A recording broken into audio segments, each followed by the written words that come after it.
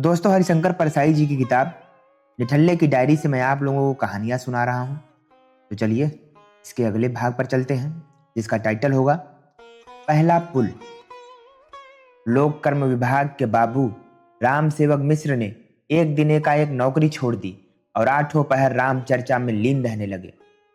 लोगों ने तरह तरह के अनुमान लगाए।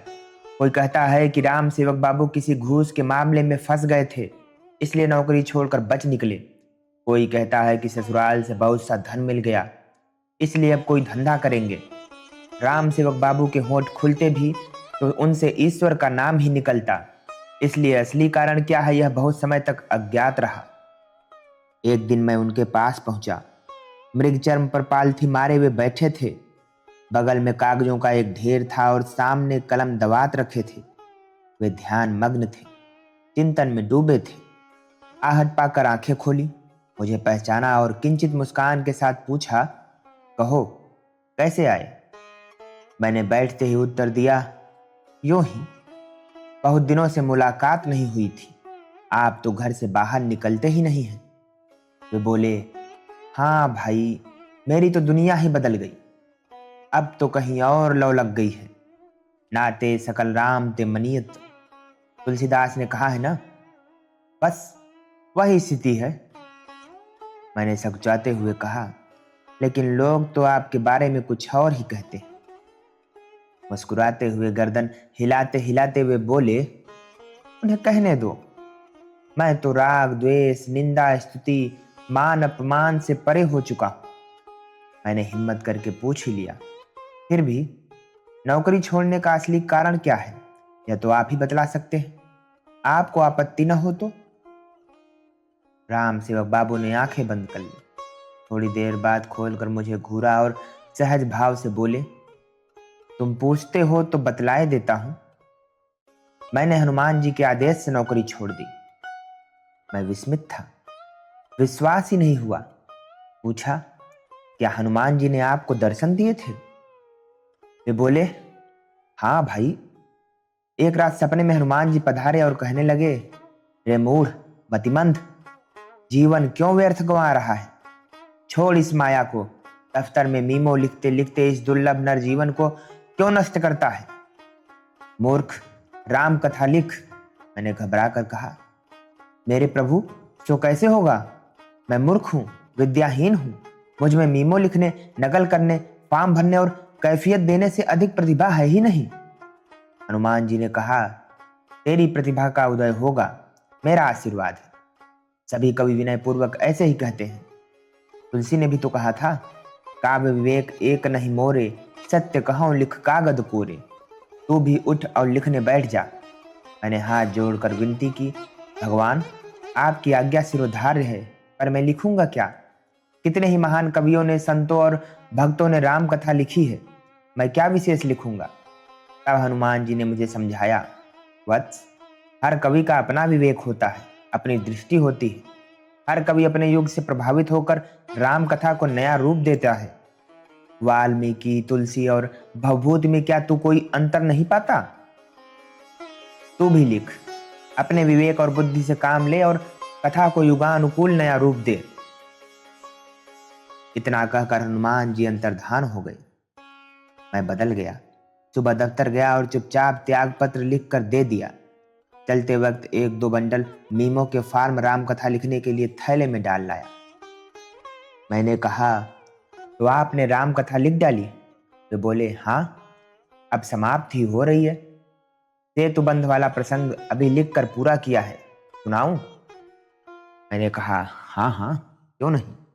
भला राम चर्चा कौन नहीं सुनना चाहेगा। राम सेवक बाबू ने पोथी खोली और एक अध्याय निकाला। पढ़ना आरंभ करने के पहले भूमिका बांधी। देखो भाई, मेरी कथा में कुछ नवीनता मिलेगी। तुम चौंकना मत और न अविश्वास करना।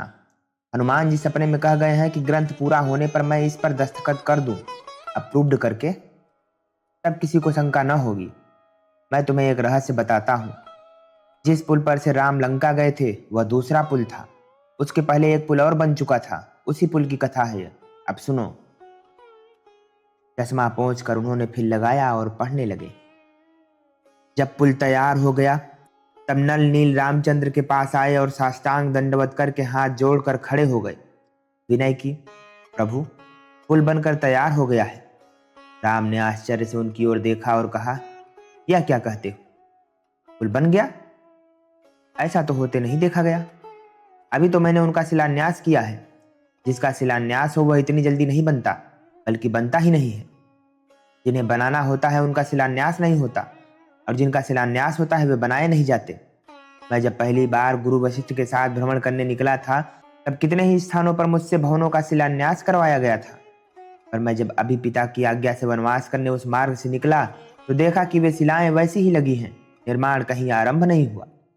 पर तुमने इतनी जल्दी कैसे बना लिया?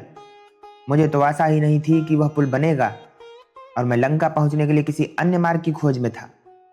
नल नील, तुमने अद्भुत काम किया है। नल नील ने हाथ जोड़कर विनय की, प्रभु, तब आपकी कृपा का प्रसाद है। पुल तैयार है, सेना को आज्ञा हो।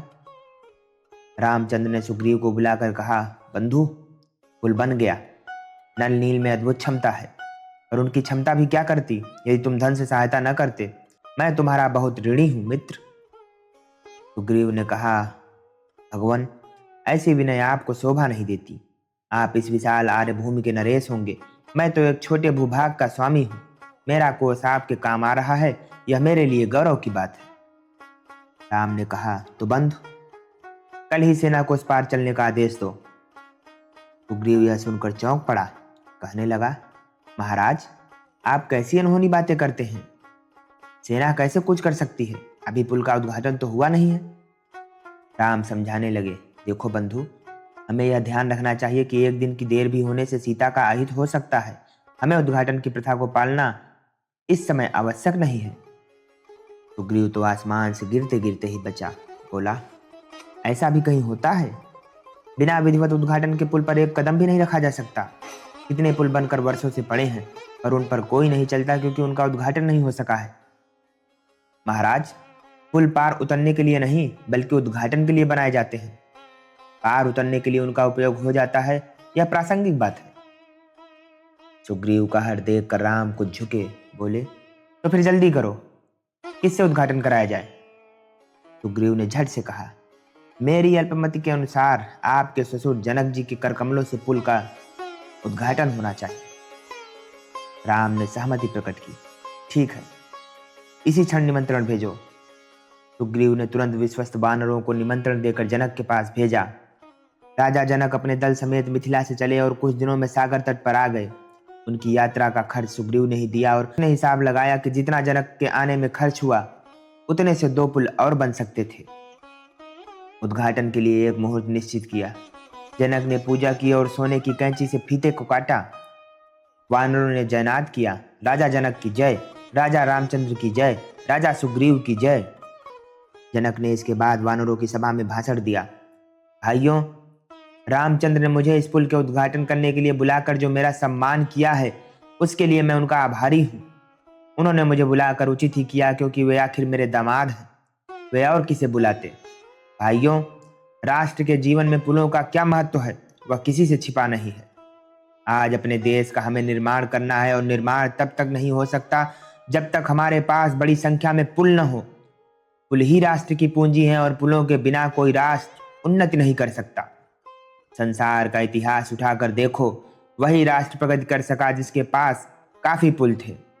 इसलिए मैं तो कहता हूं कि हमारे देश में पुल ही पुल बने। समस्त देश को पुलों से पार दो। भूमि पर पुल बने, नदियों पर पुल बने, सागरों पर पुल बने, महासागरों पर पुल बने। यही नहीं, हवा में पुल बने, जैसे हवा में महल बनते हैं। इस महान पुल निर्माण योजना की श्रृंखला में यह पुल पहली कड़ी है। मैं आप लोगों को पुनः धन्यवाद देता हूं। तालियों की गड़गड़ाहट के बीच राजा जनक अपने आसन पर बैठ गए।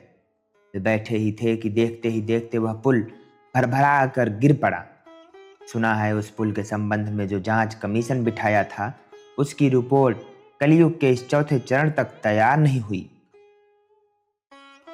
दोस्तों, आशा करता हूं कि हरिशंकर परसाई जी के व्यंग में आपको भी मजा आ रहा होगा।